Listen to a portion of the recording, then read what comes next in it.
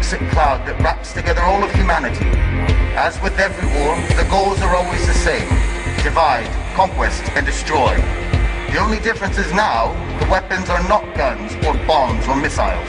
They are called spread, BCE, swap, austerity, fiscal compact, ESM, credit rating, and many more. They're equally strong weapons of mass destruction. But it's the army of the finance speculation, the one who strangles the economy, the one who harasses the democracies, the one that makes us scared slaves, the one that imposes a lifestyle upon all of us that we don't like. It seems we're watching the dawn of a new era, a period where discoveries in all of the different sectors of science and medicine should have allowed an easier life for us, to have defeated all the diseases and world famine. We would all have had far more free time because the machines would have worked for us, but it hasn't gone that way. The modern world obviously needs some improvement. Cancer and other epidemic diseases are responsible for deaths at an unstoppable rate.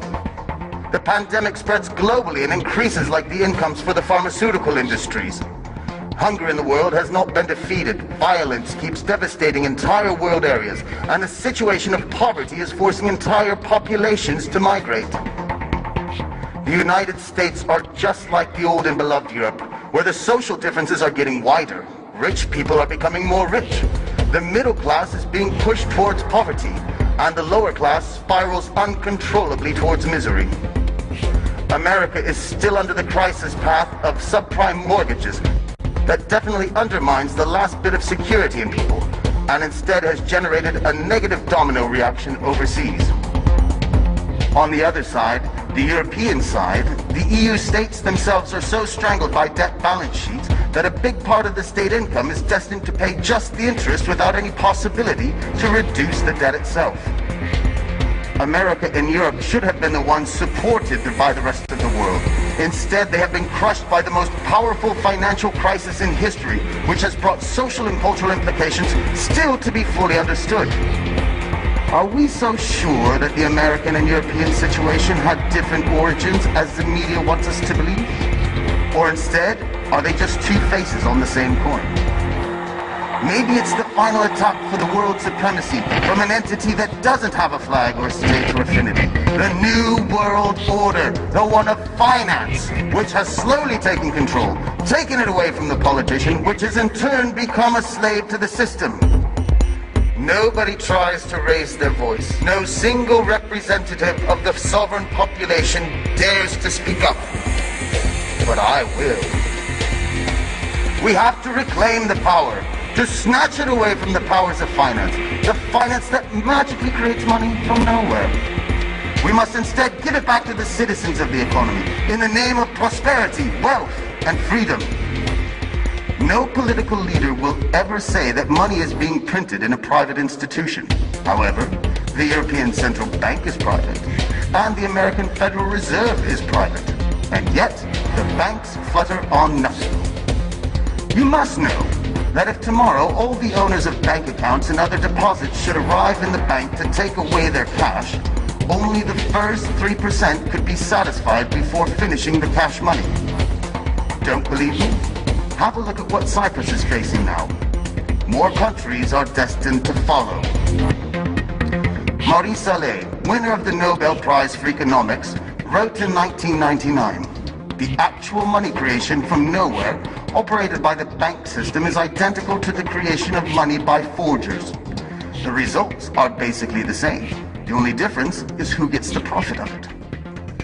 More than 80 years ago, Bertolt Brecht wrote in Santa Giovanna di Mascelli that it was more criminal to establish a bank and then rob it. Aha! Now there's a true prophet. At the time, the weapons of mass destruction were not yet created by finance. Which ones? Well, between the lies and the misleading, all at the service of finance, the choice is huge. The ESM, for example, is the European mechanism of stability. Or is it? The new Save the State funds, or as we all know in reality, are the bailouts to help just the banks and businesses. Just take a look at Greece. For all of this support, 52% goes to the international banks and to the business owners to help them, to reward them, to save them. There is 23% which goes to the European Central Bank. Then there is 20%, which is designated for the Greek ranks. And finally, just a meager 5% actually goes to the Greek state and their citizens. Something, or should I say some things, are clearly wrong here. You must understand something. The user is only afraid of one thing, which is that his client will die. The user has to constrict them so he can make them a slave, but the client doesn't have to die. I'd like you to keep in mind something very important, which is when all of us are asked to tighten up the belt, is Europe asked to do the same? This is bullshit. Sometimes there's a gentleman who asks us just that. Mr. Van Rompuy, President of the European Council, elected by governments and not by the citizens. This person has been called out publicly by a British deputy in 2010 as being, quote, expert, capable, and dangerous, the silent killer of European democracy and European nations. No. He is wrong. He is just another slave of finance.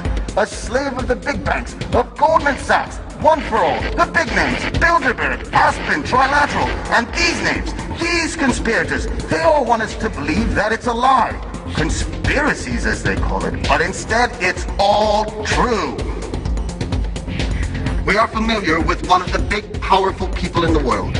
50 years ago, in 1963, President Kennedy signed the 1110 Act, where he took away the exclusivity from the Federal Reserve and gave the Treasury Department the faculty to print money. This was a big strike to overpower the Fed, which, by the way, is a private bank, and also the banking system. It was June 4th, 1963, and less than 6 months later, President Kennedy was killed. Coincidence? Obviously.